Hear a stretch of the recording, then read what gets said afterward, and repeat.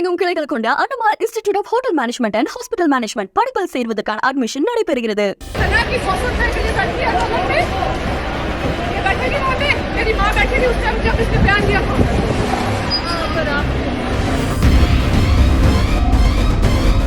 எதற்காக கங்கனா ரணாவத்தை கன்னத்தில் அறைந்தேன் என விளக்கம் அளித்த பெண் சிஏஎஸ்எஃப் வீரர் சஸ்பென்ஸ்.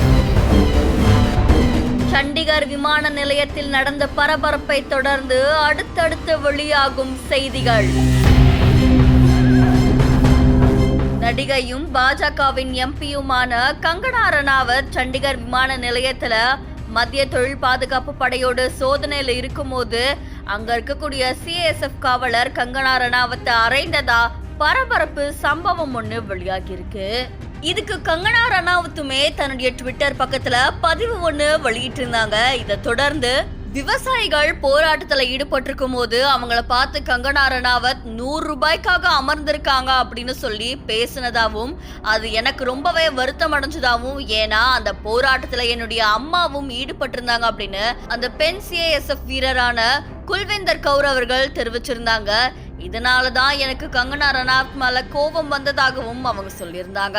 இந்த நிலையில விமான நிலையத்துல சமாதானமும் பேசப்பட்டிருக்கு. இதை தொடர்ந்து அந்த பெண் சிஏஎஸ்எஃப் வீரர் இடைநீக்கம் செய்யப்பட்டதாகவும் அவர் மேல முதல் தகவல் அறிக்கை பதிவு செய்யப்பட்டதாகவும் செய்தி ஒண்ணு வெளியாகி இருக்கு. இந்த சம்பவம் நாடு முழுக்க பெரும் பரபரப்பையும் அதிர்ச்சியும் ஏற்படுத்தியிருக்கு.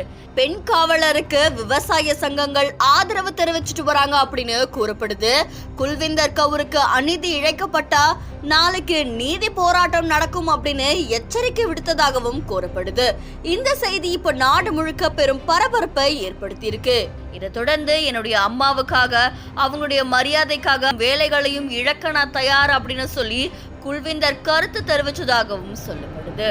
இந்த சம்பவம் தொடர்பா உங்களுடைய கருத்துக்களை நம்மளுடைய பிஹைண்ட்ல பதிவு செய்யுங்க. மேலும் செய்திகளுக்கு ஃபாலோ பண்ணுங்க.